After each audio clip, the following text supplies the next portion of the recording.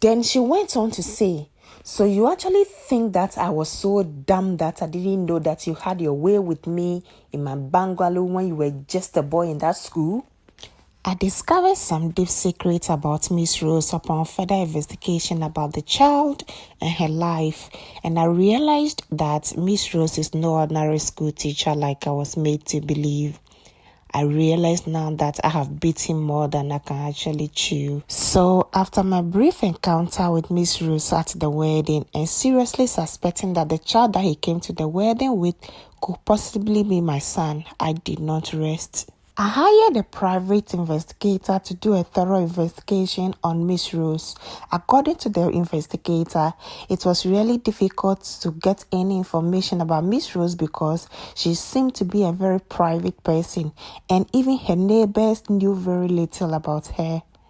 So I decided to change the investigator and do the investigation myself because I really need some answers to my questions. And as if God wanted to punish me, I slept in my washroom and I had a terrible fall, and immediately I couldn't walk for weeks. But that wasn't even the problem. I immediately went to the hospital for a checkup, and when I was discharged from the hospital and I came home, I realized that there was a problem with my erection. Even my normal morning erection was not happening, so I went back to the hospital for further examination of my body, and that was when I got the scariest news from the doctor. So after a series of tests and scans, it was detected that the fall I had seriously affected my spinal cord and my reproductive system, so it is likely that I cannot get any woman pregnant. No, this cannot be my story, I screamed in the doctor's office. So in order to make sure that what the doctor was saying wasn't true, I was involved with 3 different women at the same time, and I emphatically told them that if any of them should get pregnant for me, I will marry that particular lady. But as much as I tried, none of those ladies got pregnant for me, so I decided to travel to South Africa to see a well-seasoned doctor who was well-versed in reproduction issues medically. Again, after a series of tests and scans, the South African doctor also told me sadly that there was no way that I could get any woman pregnant medically because of the accident that I had.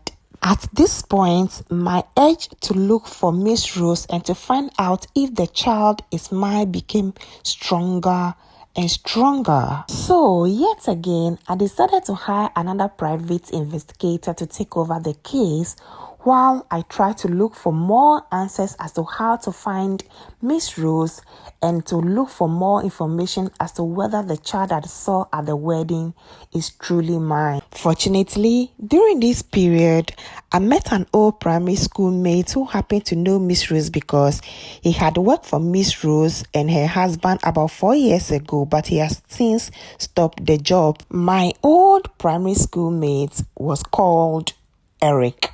So, according to Eric, Miss Rose is married to a very influential and a very powerful man in the country, and they run a lot of businesses. So he was surprised that I mentioned that Miss Rose was a school teacher.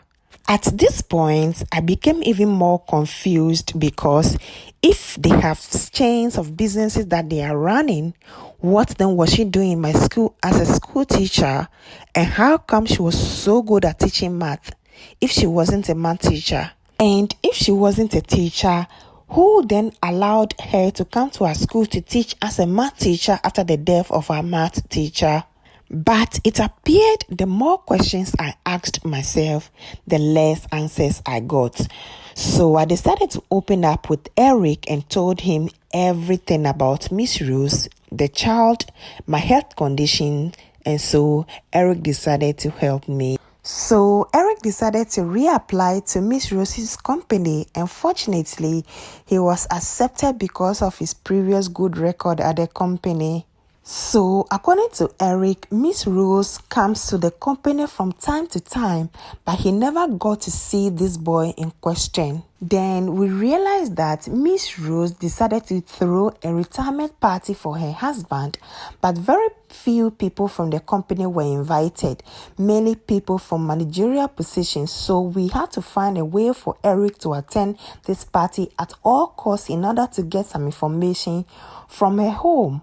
But God was on our side. While the party was going on, Eric was sadly called to go to the airport in order to bring some important guests to the party, and that gave him the opportunity to join the party and to go into the home of Miss Rose and her husband. According to Eric, the moment he saw the boy at the party, he knew that I did not need any DNA in order to prove that the boy is my son. But the question is, how can I prove that indeed the boy is my son? But God being so good, Miss Rose asked Eric one day to pick the boy from school because their regular driver had traveled to visit his family. Eric quietly got some of the boy's hair when he was fast asleep and gave it to me. I quickly ran to the hospital to run a DNA test, and I was totally shocked at the results. The boy is indeed my son. That day, I couldn't sleep. My joy knew no bounds. So it means that all this while, Miss Rose knew that she has my child with her, and she never bothered for once to look for me in order to tell me. The problem now is, how do I get to have my son without aggravating the situation? I know that if I use force, she could travel with the boy to another country and I will never ever get the opportunity to see the boy ever again. And I also know that if I use force and Miss Rose gets to know about Eric helping me, Eric could be in a very big trouble, and that is what I am trying as much as possible to avoid. But one day, I got a very strange call from Miss Rose asking me to come in and see her in a very fancy hotel. In fact, the truth is that I was terribly scared and I decided not to go because I didn't know what to expect. I was also scared because she could even kill me in that hotel and throw my body away. But my friend Eric convinced me to go and see her, at least to find out why she wanted to see me. So I decided to go. When I got to the hotel, I cannot really tell if the hotel belonged to her and her husband, but I was directed to an inner chamber. And before you get to this inner chamber, you need to use a lift which will then take you to another inner chamber. And when you get to this new inner chamber, you need to now use a tunnel before getting to where Miss Rose was. It was such a scary and very terrifying moment for me.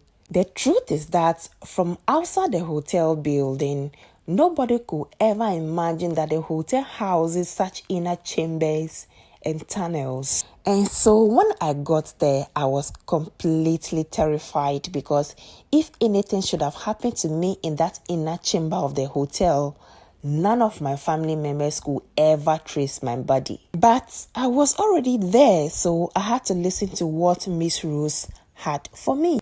Then she started by saying, "You fool. Do you think I don't know your friend Eric is spying on me?" I began to shiver upon hearing this and softly asked myself, how on earth did she get to know about this? But at this point, I was too afraid to even open my mouth to utter any word, so I just sat there speechless. Then she went on to say, "So you actually think that I was so dumb that I didn't know that you had your way with me in my bungalow when you were just a boy in that school? If I should press charges for rape and sexual harassment, do you know how many years you spend in jail?" She asked in a very angry tone. She continued to speak in a very authoritative and commanding voice. Then she went on to say, "Listen and listen very, very good. I know every single move that you have made these few months about me and my family. Now, this is the very last time that I'm going to have this discussion with you. stop following me around using private investigators. If I ever discover any of your friends or your so-called private investigators come hovering around me again like flies on fresh fish, I will deal with you and those people that you have sent. I was completely so terrified that all I want was to leave that building as soon as possible and as soon as I could. When she was finally done, she asked me if I had any questions to ask her, but out of fear, I shook my head, indicating that I did not have any questions for her. She then asked me to leave. And when I opened the door, there were two men standing by the door who escorted me out of the hotel premises. I then told Eric about my encounter with Miss Rose, and so he decided to stop the job immediately. But sadly, a week after my encounter with Miss Rose, we found the lifeless body of Eric in his room. What killed Eric still remains a mystery to me and his family. I discovered later that Miss Rose was no ordinary woman, and I was really playing with a very dangerous woman.